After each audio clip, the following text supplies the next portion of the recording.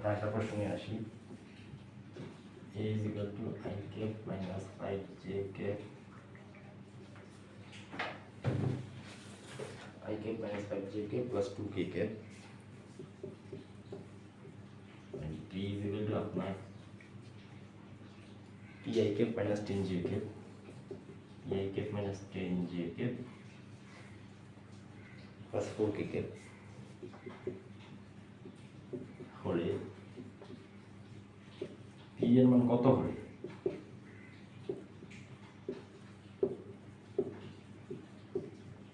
কত হলে A এবং B উভয় হবে সমান্তরাল? A ও B সমান্তরাল হবে।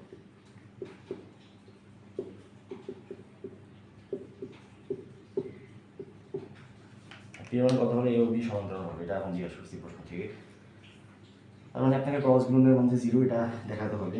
কত হলে ক্রস গুণনের মান 0 হয় P এর মান এটা আপনাকে দেখাতে হবে। আপনি জাস্ট ক্রস গুণন করবেন I cap J cap K cap, তাহলে যে 1 minus 5 2 P minus 10 4, just I cap নেবেন, এটা করবেন আর এখানে -20। প্রসেসটা খুব ইজি, আবারও ব্যাখ্যা করি। এইভাবে নেবেন, কাটবেন, এইভাবে কাটবেন, এইবার গুণ করবেন, এটার জন্য প্লাস, এর জন্য মাইনাস, এর জন্য প্লাস, এইবার গুণ করবেন, এরপর সামনে একটা মাইনাস হবে, এইবার গুণ করবেন মাইনাস, এবার গুণ করলে -20, ঠিক আছে। ওয়েট, এইটা কোথায় লিখি? -20 আর এই তারপর হবে মাইনাস J cap, এরপর এইবার কাটবেন, এইবার কাটবেন, এটা বাদ, এটা আছে 4 আর এখানে হবে 4, মাইনাস হবে কি 2P, এইবার গুণ করবেন, এইটা গুণ করবেন আর এটা গুণ করবেন, আর সামনে হবে একটা মাইনাস, প্লাস হবে K cap K cap, এটা কাটবেন, এটা কাটবেন, এইবার গুণ করবেন -10, তারপর এইবার গুণ করবেন মাইনাস আর আছে প্লাস 5P। এটা আসলে বুঝতে পারছেন, এটা একদম ইজি ম্যাট্রিক্সের নিয়ম। আবার বলতেছি, ম্যাট্রিক্সের নিয়ম ঝামেলা নাই। এটা দেখেন মাইনাস আছে, এখানে হবে প্লাস, এখানে মাইনাস আছে প্লাস, এটা কাটা হবে 0। এই আগের ক্লাস আপনাকে আমি বলছিলাম যে সমান্তরাল হলে প্রত্যেকটার সহগ 0 হবে। এখানে দেখেন প্রথমটা সহগই 0 হয়েছে। এখন যদি আপনি সমান্তরাল হতে চান হয়, তাহলে যে সহগ 0 হইতে হবে, কে সহগ 0 হইতে হবে। আপনি যখন একটা 0 ধরে করেন, আমি ধরলাম যে কে সহগকে 0 ধরলাম, তো 5p minus 10 is equal to হবে 0। 5p minus 10 is equal to 0, সুতরাং কি 5p এর মান কত? 10, সুতরাং p এর মান কি 2। আপনার ইচ্ছা না ভাই আমি এভাবে করবো না, আপনারটা ভালো লাগেনি, আমি এটা নিয়ে এটাকে এখন 0 ধরে চলেন। 4 minus 2p is equal to 0, 4 is equal to 2p, সুতরাং p is equal to 2 আসতেছে। আশা করি বুঝতে পারছেন, ঝামেলা নেই। প্রত্যেকে সহগ 0 হইতে হবে। আমি সহগকে 0 ধরছি, এটা সহগকে 0 ধরছি, অথবা এটাকে সহগকে 0 ধরছি, যেটা ইচ্ছা আপনি ধরতে পারেন, কোনো মানা নেই এখানে আপনার জন্য। 0 ধরে আপনি দেখালেন যে 0 হলে p এর মান কত আসে? 2 আসে, তো p এর মান 2 আসলে মান 0 আসবে, এটা হবে সমান্তরাল, হয়ে গেছে।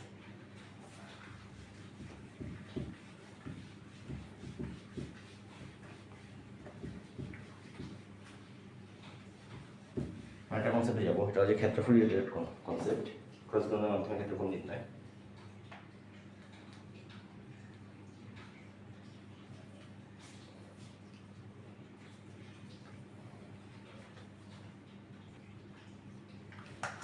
দুইটা সমান্তরাল যদি সমমিত দুইটা বাহু দুইটা ভেক্টর নির্দেশ করে, এটা আবার বলে সামান্তরিক সূত্র না, এটা কোনো সামান্তরিক সূত্র না, এটা ক্ষেত্রফল বের করার পদ্ধতি একটা। শুনে মনে হতে পারে যে সামান্তরিক সূত্রের সাথে একটা মিল আছে, বাট না, সামান্তরিক সূত্র না, মিলও নেই কোনো, এটা জাস্ট সামান্তরিকের ক্ষেত্রফল বের করার একটা প্রসেস। এটা আমার সামনে সামান্তরিক, সুন্দর একটা সামান্তরিকটা ধরে নেন, এটা সামান্তরিক। তো সামান্তরিক যেহেতু, তো সামান্তরিকের ক্ষেত্রে দেখেন সামান্তরিকের যে সূত্র, যে সামান্তরিকের ক্ষেত্রে যে ইয়াটা কি বলে, যে ক্ষেত্রফল বের করার যে পদ্ধতিটা, সেটা কি দুইটা বাহুর গুণফল, তাই না? দুইটা বাহুর গুণফল। সামান্তরিক ক্ষেত্রে যে ক্ষেত্রফল বের করার যে পদ্ধতিটা, সেটা হলো যে দুইটা বাহুর গুণফল, সরি দুইটা বাহুর গুণফল না, ভূমি গুণ উচ্চতা আর কি। সামান্তরিকের ভূমি ইন্টু উচ্চতা, উচ্চতা সাপোজ এটা, উচ্চতাকে ডিফারেন্ট একটা কালি দিয়ে লিখি, ভূমি গুণ উচ্চতা। এটা হচ্ছে ভূমি, এবি হলে আমার ভূমি, ABCD, আর এটা হচ্ছে আমার ই বিন্দু, আর DE হলে আমার উচ্চতা। তার মানে কি AB ইন্টু DE, এই হলো আমার সামান্তরিকের ক্ষেত্রফল।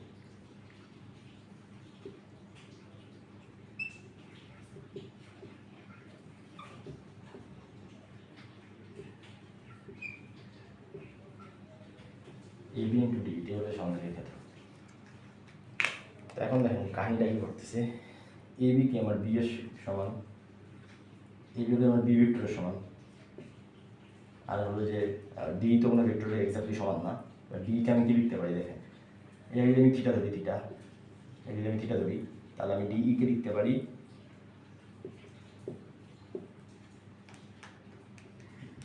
বি এর মানের সমান, কিন্তু বি এর দিকের সমান না, বি এর মানের সমান, ভেক্টরটা না, শুধু দিক, মানে শুধু মান, দিকটা না, শুধু মানটা। ডি কে লিখতে পারি আমি এ সাইন থিটা। আশা করি বুঝতে পারছেন। এটা অনেক ব্যাখ্যা করা হয়েছে, আপনাকে বংশগত বিভাজনের সময় ব্যাখ্যা করা হয়েছে, অনেক কিছু দিয়ে ব্যাখ্যা করা হয়েছে। আবার ব্যাখ্যা করি যে সাইন থিটা, এখানে সাইন থিটা কি, সাইন থিটা মানে কি, ভূমি বেরোতে বুঝি। সাইন থিটা মানে হলো যে ভূমি, সাইন থিটা মানে লম্ব বেরোতে, সরি লম্ব মানে ডিই, আর ওটি বলছি কি এডি।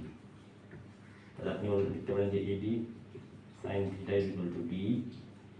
তাহলে আপনি ডি কে লিখতে পারেন, ডি কে লিখতে পারেন এডি সাইন থিটা, এডি সাইন থিটার এ মানে এডি মানে কি এ সাইন থিটা, এ এর মানের সমান। আর এখানে একটু প্যাচ খেতে পারে আপনাদের, আমি জাস্ট আবার একটু চেঞ্জ করে দিই।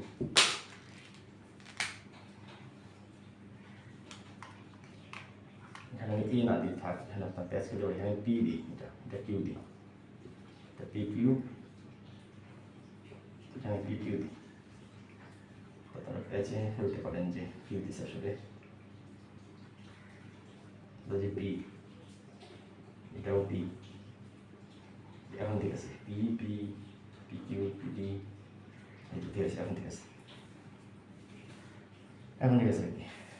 পি কিউ ইন্টু ডি, মানে পি কিউ ইন্টু ডিই, আর হলো যে সাইন থিটা মানে কি, লম্ব, লম্ব মানে হলো যে ডিই ডিভাইডেড বাই পিডি। তাহলে পিডি সাইন থিটা, পিডির মান কত, পিডির মান হলো যে এর সমান, আবার বার হইতেছে না এই জন্য, কারণ এটা ভেক্টরের সমান না, এটা মানের সমান, এই জন্য মানটা নিচ্ছি, is equal to D, is equal to D. তাহলে আমি এটা হলো যে আমার সিদ্ধান্ত আসছে, তার মানে আমি ডি কে লিখতে পারি A sine theta, D is equal to A sine theta, equal to কি সামান্তরিকের ক্ষেত্রফল, আর কি ক্ষেত্রফল লিখে দিই শুধু। তাহলে আমি কি লিখতে পারি, বি ইন্টু এ সাইন থিটা, এটাকে আমি এভাবে লিখতে পারি এ ইন্টু বি সাইন থিটা, তাই না? এটাকে আমি লিখতে পারি এ ক্রস বি, এ ক্রস বি এর মান, এ ক্রস বি এর মান, এ ক্রস বি কিন্তু একটা ভেক্টর, এ ক্রস বি এর মানটা এটা। তার মানে কি হলো, ঘটনা ঘটলো এটা যে সামান্তরিকের দুইটা সমৃদ্ধ বাহু বরাবর যদি দুইটা ভেক্টর ক্রিয়া করে, তাহলে ওদের ক্রস গুণফলের মান সামান্তরিকের ক্ষেত্রফল নির্দেশ করবে। অর্থাৎ এ এবং বি যদি দুইটা সমন্বিত বাহু বরাবর, সামান্তরিকের দুইটা সমন্বিত বাহু বরাবর যদি এ এবং বি ক্রিয়া করে, তবে ওই সামান্তরিকের ক্ষেত্রফল হবে তাদের ক্রস গুণফলের মান আর কি। এই যেখান থেকে প্রুফ করতে আর কিছু, আশা করি বুঝতে পারছি। একইভাবে বোর্ডটা একটু ক্লিন করে নিই।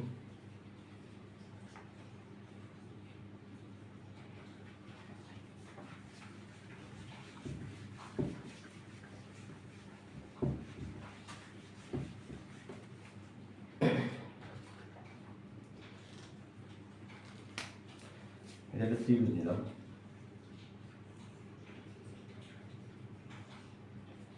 সাপোজ ত্রিভুজের দুইটা বাহু বরাবর দুইটা ভেক্টর ক্রিয়া করতেছে, একটা হলো এই ভেক্টর এই বরাবর, বি ভেক্টর এই বরাবর। আমি ত্রিভুজের ক্ষেত্রে কি জানি, ত্রিভুজের ক্ষেত্রে জানি যে ত্রিভুজের ক্ষেত্রে আমি জানি যে ত্রিভুজের যে ত্রিভুজের যে ক্ষেত্রফল, এই ক্ষেত্রফলের মান হলো যে হাফ ইন্টু ভূমি ইন্টু উচ্চতা, হাফ ইন্টু ভূমি, আচ্ছা এটাকে নির্দেশ করে দিই, এটাকে পি কিউ আর দিয়ে নির্দেশ করি, হাফ ইন্টু ভূমি কত আমার,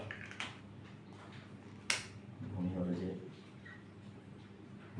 পি কিউ, আর উচ্চতা সাপোজ যে এটা আমি ডি দিয়ে নির্দেশ করলাম, তাহলে যে R D, half into P Q into R D.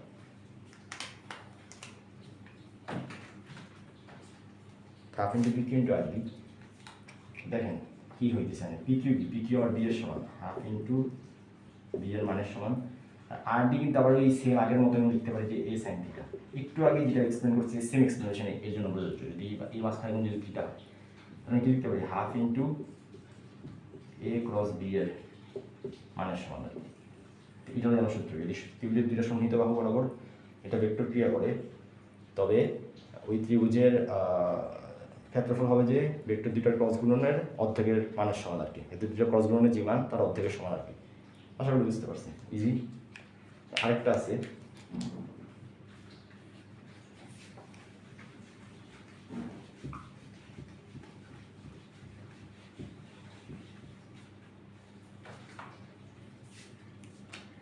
সেটা হলো যে এটা সামান্তরিক। সামান্তরিক দুটো কম নম্বর যদি দুইটা ভেক্টর ক্রিয়া করে, এটাকে আমি ডিফারেন্ট কালি দিয়ে দিই।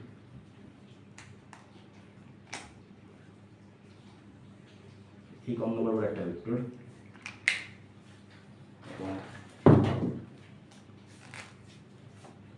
এই কম নম্বর আরেকটা ভেক্টর কাজ করতেছে। যদি দুটো ভেক্টর ক্রিয়া করে, একটা এ ভেক্টর আর একটা বি ভেক্টর, তো এই সামান্তরিকের ক্ষেত্রে ক্ষেত্রফলের সূত্র হবে এ ক্রস বি এর মানের অর্ধেক। দুটো কম নম্বর যদি দুটো ভেক্টর ক্রিয়া করে, তবে এই সামান্তরিকের ক্ষেত্রফল হবে যে এ ক্রস বি এর মানের অর্ধেক। অর্থাৎ ত্রিভুজ সূত্রের মতো অনেকটা হয়ে যেতেছে। ত্রিভুজ সূত্র না, এক্স্যাক্টলি ত্রিভুজের ক্ষেত্রফল ভেক্টর সূত্রের মতো হয়ে যাচ্ছে আর কি। যদি সন্নিহিত বাহু বরাবর ক্রিয়া করতো তাহলে হয়তো এ ক্রস বি, শুধু এ ক্রস বি। কিন্তু এটা তো সন্নিহিত বাহু বরাবর ক্রিয়া করতেছে না, এটা কর্ণ বরাবর ক্রিয়া করতেছে, এই জন্য এটা দিচ্ছে এ ক্রস বি এর অর্ধেক। এই তিনটা সূত্র মুখস্থ রাখবেন, এই তিনটা সূত্র থেকেও প্রশ্ন আসে।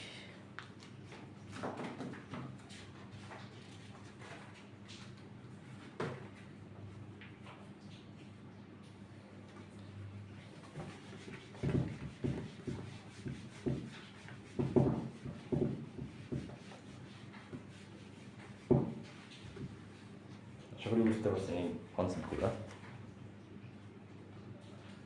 তারপর আরেকটা জিনিস দেখেন, এতক্ষণ তো অনেক কিছু নিয়ে কথা বললাম। এতক্ষণ যে সামান্তরিক নিয়ে কথা বললাম, সামান্তরিক এটা 2D সামান্তরিক ছিল, অর্থাৎ এটা একটা প্লেনে অবস্থান করছিল। অর্থাৎ ধরেন আমি জাস্ট একটা খাতায় না আপনাদেরকে দেখাই ব্যাপারটা কী করছিল। ব্যাপারটা এরকম ঘটছিল যে সামান্তরিকটা এই তবের মধ্যেই, এখানে একটা বাহু, এখানে একটা বাহু, এখানে একটা বাহু, এখানে একটা বাহু। এখন সামান্তরিকটা এরকম, এখন সামান্তরিকটা 3D, অর্থাৎ উপরে সামান্তরিকের একটা উচ্চতা আছে। যেমন সামান্তরিকটা এখন এখানে একটা বাহু, এখানে একটা বাহু, উপরে একটা বাহু আছে সামান্তরিকের, অর্থাৎ এটা ঘনক। মানে ঘনক না, এক্স্যাক্টলি একটা ঘন বস্তু আর কি, ঘনক না। ঘনকে তো সবগুলো সমান হয়, এটা সবগুলো সমান না, এটা বাঁকা, একটা ঘন বস্তু আর কি। মানে উপরে উচ্চতা আছে এটা। এতক্ষণ 2D ছিল, এখন এটা 3D হয়ে গেছে। এখন উপরে একটা উচ্চতা আছে, বাঁকা হয়ে আছে এই বস্তুটা। অর্থাৎ এখন এটা অনেকটা এরকম খাতার মতো অনেকটা। খাতাটা তো একটু আয়তাকার শেপে, বাট এটা হলো যে একটু বাঁকা শেপে আছে খাতাটার মতো। খাতাটা যেরকম আছে এরকমই, জাস্ট একটু এই সাইডটা একটু বাঁকা হয়ে আছে, সামান্তরিকের মতো বাঁকা। আর নিচের তলটা নিচের মতো আছে, আর উপরেরটা নিচেরটা উপরে থেকে এরকমটা বাঁকা হয়ে আছে। মানে খাতার মধ্যে ধরে নিতে পারেন আর কি, খাতার মধ্যে ধরে নিলেও সমস্যা নেই। সামান্তরিক বা আয়ত, মানে সামান্তরিক বা যে কোনো 3D আয়ত, বর্গ, এগুলো সবার ক্ষেত্রে সেম সূত্র প্রযোজ্য। তো এই জন্য যে কোনো কিছু ধরে নিতে পারেন, বাট 3D আর কি, এটা ধরতে হবে, 2D না। 3D হলে কীভাবে রাখতে পারি, এভাবে রাখতে পারি আমি।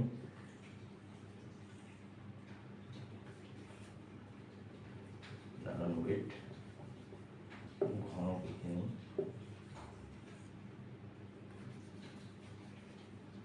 ঘনকটাকে বাঁকা করে আর কিছু।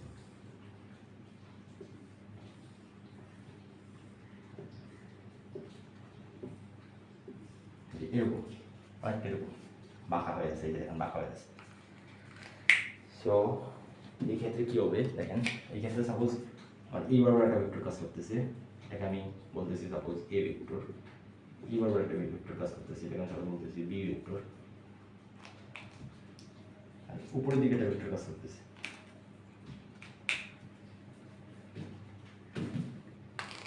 উপরের দিকে একটা ভেক্টর কাজ করতেছে, এমন সি ভেক্টর।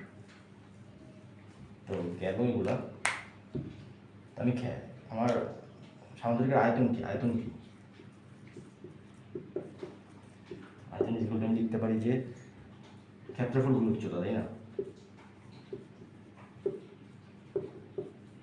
ফল গুণ উচ্চতা, এটা আমার সামান্তরিকের আয়তন। ক্ষেত্রফল গুণ উচ্চতা করলাম, এটাই যাচ্ছে আয়তন।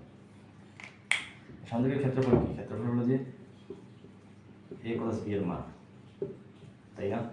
ক্ষেত্রফল হলো যে এ ক্রস বি এর মান, এবং উচ্চতা যে উচ্চতা কত, উচ্চতা হলো যে এটাও যেমন উচ্চতা, এটাও যেমন উচ্চতা, এটাও যেমন উচ্চতা। তো দেখেন উচ্চতার ক্ষেত্রে ঘটনাটা কি করতেছে।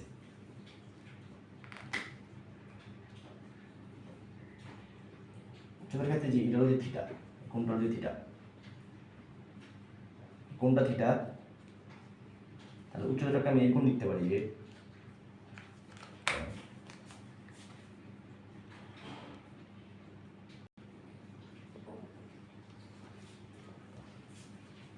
উচ্চতাকে আমি এরকম লিখতে পারি যে উচ্চতা হলো যে আপনার সি, সি এর যে মান সি সাইন থিটা, তাই না?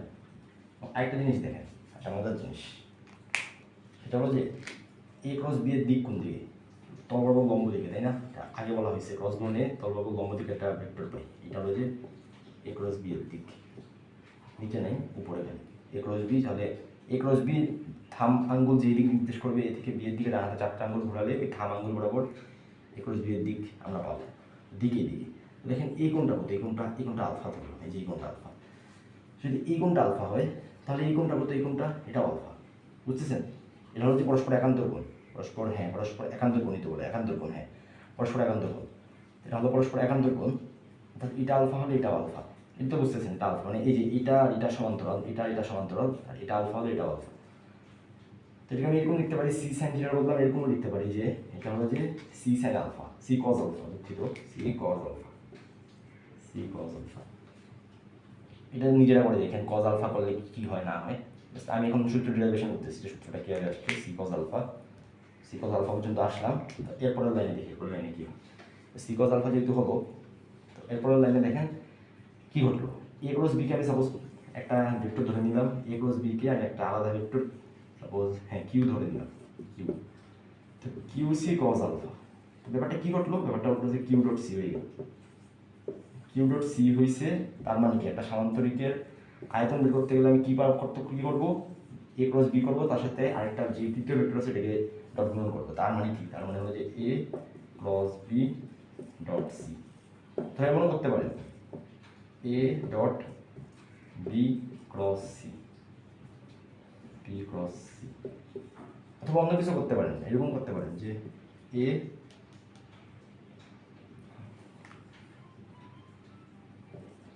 এ ক্রস সি ডট বি, অথবা আগে পরে করে করতে পারেন, বিকজ আপনার মানটা লাগবে। আপনি অনেক দিক পাবেন, মাইনাস প্লাস হাবি যাবে, অনেক কিছু পাবেন। শেষে যখন ডট গুণন করবেন এখানে মাইনাস প্লাস কিছু একটা পাবেন, তখন শেষে যখন ডট গুণন করবেন তখন একটা পিওর একটা সলিড একটা মান পাবেন আর কি। তো আপনি যে সহজ হিসাব, আপনি দুইটা ভেক্টরকে ক্রস গুণ করবেন, একটাকে বাকিটাকে ওইটার সাথে ডট গুণ করে দিবেন, তাহলেই আপনি ওই সামান্তরিকের ক্ষেত্রফল পেয়ে যাবেন, সামান্তরিকের আয়তন পেয়ে যাবেন। একটা মজার কনসেপ্ট এখানে যেটা, সেটা হলো যে প্রশ্ন কখনো আসবে না যে সামান্তরিকের আয়তন কত, তাদের প্রশ্ন আসবে যে তিনটা ভেক্টরকে একই তলে অবস্থান করতেছি কিনা। এখন আপনার প্রশ্ন হতে পারে, ভাই হঠাৎ করে আপনি ক্ষেত্র আয়তন নিয়ে হিসেবে করেন, এখন হঠাৎ করে বলতেছেন যে তিনটা ভেক্টর একই তলে আছে কিনা, মানে কী বোঝাতে যাচ্ছে? বোঝাতে কি যাচ্ছি দাঁড়ান আপনাকে বুঝাই, কী বোঝাতে যাচ্ছি। এই যে খাতাটা আমার, দেখেন সাপোজ খাতার যে নিচের যে অংশটা আছে, নিচের অংশে আমার দুইটা ভেক্টর অবস্থান করতেছে, সরি পেজটাই ঘুরি।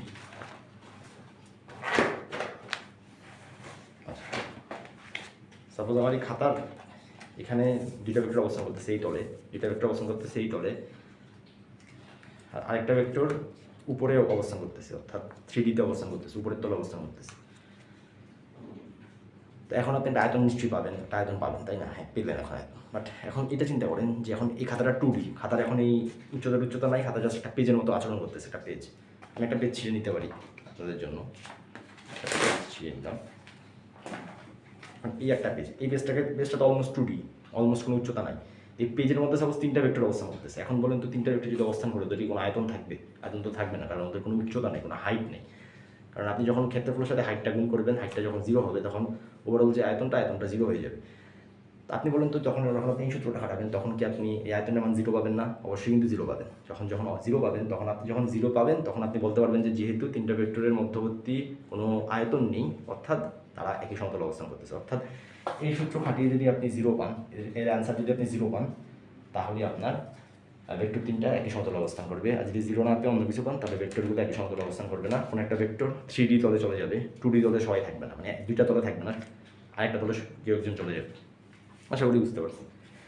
তো এই রিলেটেড কথা হবে ইনশাল্লাহ নেক্সট ভিডিওতে, প্রশ্ন সলভ হবে অনেক ইনশাল্লাহ। আর আমরা একদম শেষের দিকে চলে আসছি ভেক্টরে। তো ভেক্টরের ক্লাসগুলো আমার যদি ভালো লেগে থাকে তো আমার চ্যানেলটা সাবস্ক্রাইব করে যাবেন এবং ভিডিওগুলোতে একটা লাইক দিয়ে যাবেন। দেখা হবে ইনশাআল্লাহ পরবর্তী ভিডিওতে। আসসালামু আলাইকুম।